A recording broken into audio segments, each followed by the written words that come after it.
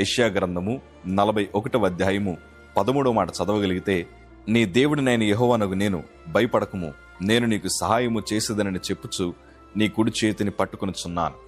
సహాయము చేయడానికి ప్రభు సిద్ధంగా ఉన్నారు. మన చేతులను పట్టుకోవడానికి ప్రభు సిద్ధంగా ఉన్నారు. వాస్తవానికి ఆ చేతులే ఈరోజు మమ్మల్ని బలపరిచాయి. ఆ చేతులే ఈరోజు మమ్మల్ని స్థిరపరిచాయి. అందుకే నేను అంటున్నాను, నిరుత్సాహపడద్దు. ఇదే చివరి రోజని ఎన్నడూ అనుకోద్దు. దేవుడు నూతన ప్రారంభాన్ని, నూతన ఆశీర్వాదాన్ని ఖచ్చితంగా నా ప్రభు మీకు దయచేస్తారు.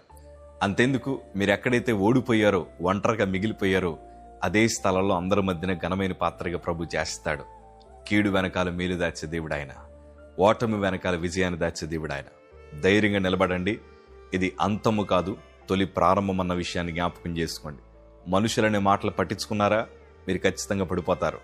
మనుషులనే మాటలు గుండెల్లో పెట్టుకున్నారా, ప్రభు వాక్యం మీ హృదయంలో ఉండదు.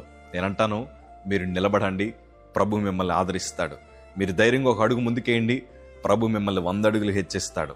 అలాంటి గొప్ప కృపభాగ్యం దేవుడు మీకు దయచేస్తారు. ఎందుకంటే శోధనే మనకి పాఠాలు నేర్పిస్తుంది. మన మీద వేసే రాళ్లే మనకు పునాదులుగా మార్చబడతాయి.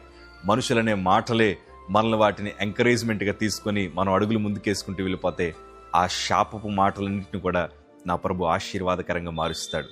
ఈరోజు మమ్మల్ని నిలబెట్టి వాడుకున్న దేవుడు మిమ్మల్ని నిలబెట్టి వాడుకోబోతున్నారు. ఇది అంతము కాదు, మన తొలి ప్రారంభం.